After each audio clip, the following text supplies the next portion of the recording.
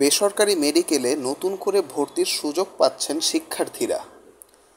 দেশের বেসরকারি মেডিকেল কলেজের 2023-24 শিক্ষাবর্ষে এমবিবিএস, বিডিএস কোর্সে নতুন করে ভর্তির সুযোগ পেতে যাচ্ছেন দেশি এবং বিদেশি শিক্ষার্থীরা। চলতি সপ্তাহে ভর্তির আবেদন গ্রহণের পোর্টাল চালু করা হবে। এছাড়া সরকারি মেডিকেলে বিদেশি কোটায় শিক্ষার্থী ভর্তির আবেদনও নেওয়া হচ্ছে। স্বাস্থ্য শিক্ষা অধিদপ্তরের একটি সূত্র জানিয়েছে, বাংলাদেশ বেসরকারি মেডিকেল কলেজ অ্যাসোসিয়েশন বিপিএমসিএ দেশি বিদেশি শিক্ষার্থীদের জন্য ভর্তির পোর্টাল পুনরায় খুলে দেওয়ার জন্য স্বাস্থ্য মন্ত্রণালয় ও অধিদপ্তরে আবেদন জানিয়েছে।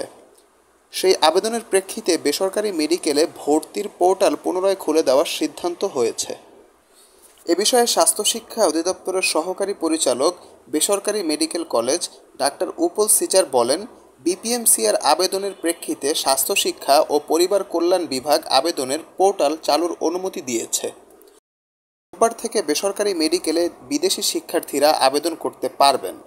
এছাড়া চলতি সপ্তাহ থেকে দেশি শিক্ষার্থীদেরও আবেদন গ্রহণ শুরু হবে। জানা গেছে, চলতি শিক্ষাবর্ষে বেসরকারি মেডিকেল কলেজে দেশি বিদেশি শিক্ষার্থীদের ভর্তি কমেছে। সব মিলিয়ে 1000-এর বেশি আসন ফাঁকাই রয়েছে। ফাঁকা আসনের সংখ্যা বেশি হওয়ায় ভর্তির পোর্টাল পুনরায় চালু করতে আবেদন করে বিপিএমসিএ। গত 12ই মে আবেদন করা হয়। আবেদনে বলা হয়েছে, দেশের 67টি বেসরকারি মেডিকেল কলেজের এমবিবিএস কোর্সে দেশি ও বিদেশি 6208টি আসনের মধ্যে এখনও 1200-এর মতো আসন শূন্য রয়েছে। অনেক ভালো ভালো বেসরকারি মেডিকেল কলেজেও দেশি বিদেশি এবং অসচ্ছল ও মেধাবী কোটায় আসন শূন্য রয়েছে বলেও বিজ্ঞপ্তিতে উল্লেখ করা হয়। বিদেশি শিক্ষার্থী ভর্তি কমছে।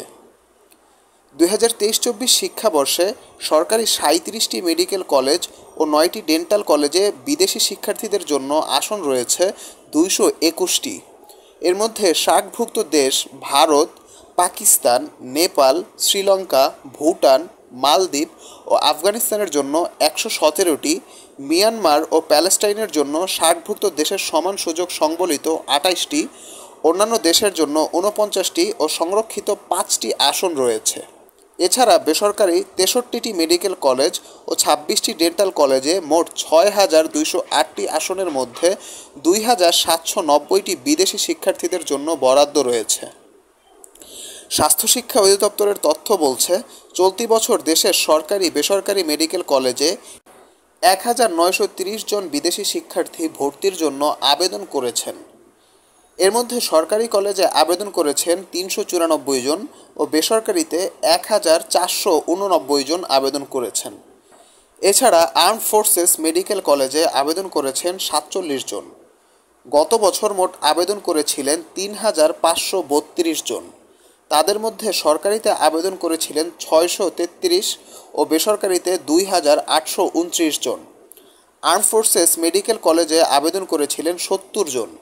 সেই হিসাবে গত বছরের তুলনায় এবার আবেদনকারী শিক্ষার্থীর সংখ্যা কমেছে 1060 জন।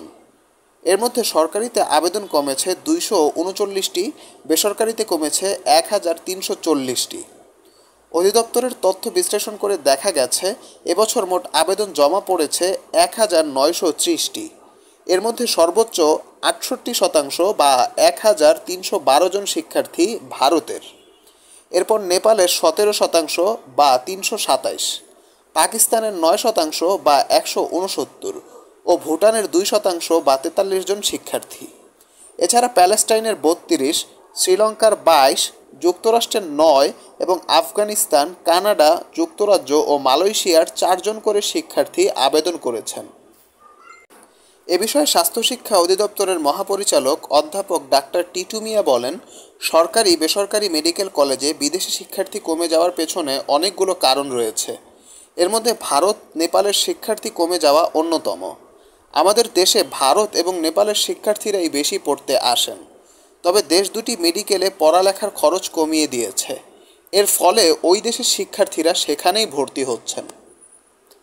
দ্বিতীয়ত, বিদেশি শিক্ষার্থীরা বেশিরভাগ ক্ষেত্রেই এজেন্সির মাধ্যমে আমাদের দেশে পড়তে আসে। এসব এজেন্সিকে যে মেডিকেল কলেজগুলো বেশি কমিশন দেয়, তারা তাদের ওখানে শিক্ষার্থীদের ভর্তি করায়। কমিশন কম দিলে শিক্ষার্থী ভর্তি করায় না। এটিও একটি কারণ হতে পারে। অ্যাক্রেডিটেশন কাউন্সিল না থাকায় বিদেশে আমাদের দেশের এমবিবিএস ডিগ্রিকে আন্তর্জাতিক মানের ধরা হবে না এমন আশঙ্কা থেকে শিক্ষার্থী ভর্তি কমেছে কিনা এমন প্রশ্নের জবাবে অধ্যাপক টিটু মিয়া আরও বলেন, আমরা অ্যাক্রেডিটেশন কাউন্সিল করেছি, আশা করছি জুনের পর থেকে আমাদের ডিগ্রির আন্তর্জাতিক স্বীকৃতি থাকবে। কাজেই বিদেশি শিক্ষার্থী কমার এই কারণটি একেবারেই তলানিতে রয়েছে।